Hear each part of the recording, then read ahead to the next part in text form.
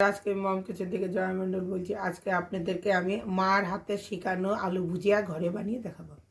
আমি 3টা নতুন লাল আলু নিয়েছি। আমি এখন ভালো করে ছুলে নিব।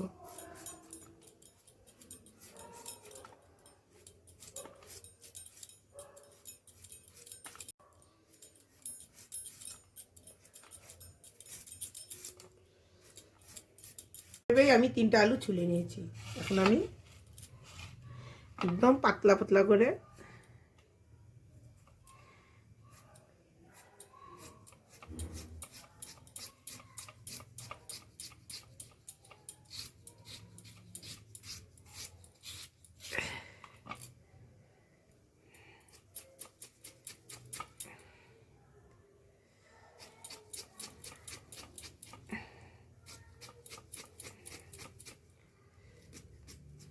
এইভাবে একদম ছোট ছোট পাতলা পাতলা করে এইভাবে সব আলুগুলা কেটে নিব।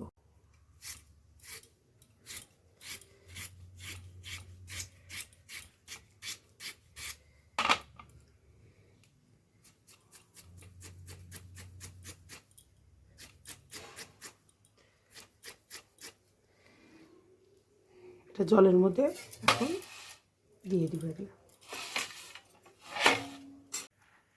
আমি 3টা বলেছিলাম, আর একটা আলু কেটে নিয়েছি। 4টা আলু কেটে এইভাবে নিয়েছি।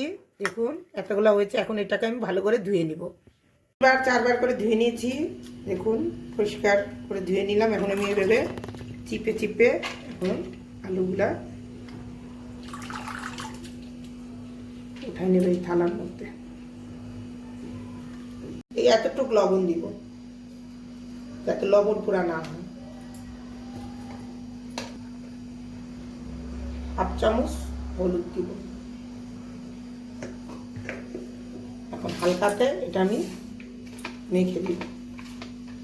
মেখে আধা ঘন্টার জন্য এটা আমি রেখে দিব। আলু থেকে জলগুলো যাতে বের হয়ে যায়। আধা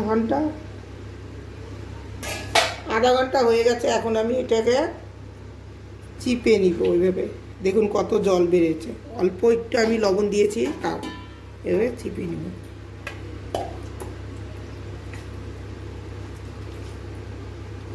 চিপে আমি আবার এটা জল দিয়ে ধুয়ে নিব। আর একবার ধুয়ে নিলাম। দেখুন এইভাবে চিপে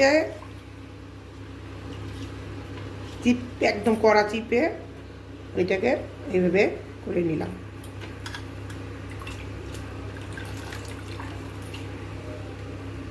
আমি তেল গরম করে রেখে দিয়েছিলাম। এখন আমি অল্প অল্প করে, তেল গরম হয়ে গেছে, অল্প অল্প করে এখন আলুগুলো সব ভাজা করে নেব। আলু ভাজা হয়ে গেছে। এইভাবে আমি ছেঁকে ছেঁকে সব আলু ভাজাগুলা উঠাই নিব। আর এইভাবেই সব আলু ভাজাগুলো বানাই নিব। আমার আলু ভুজিয়া হয়ে গেছে। এই আলু ভুজিয়ার মধ্যে আমি অল্প একটু বাদামও দিয়ে দিয়েছি। আমার ভিডিওটা পছন্দ হলে লাইক, শেয়ার, সাবস্ক্রাইব করবেন।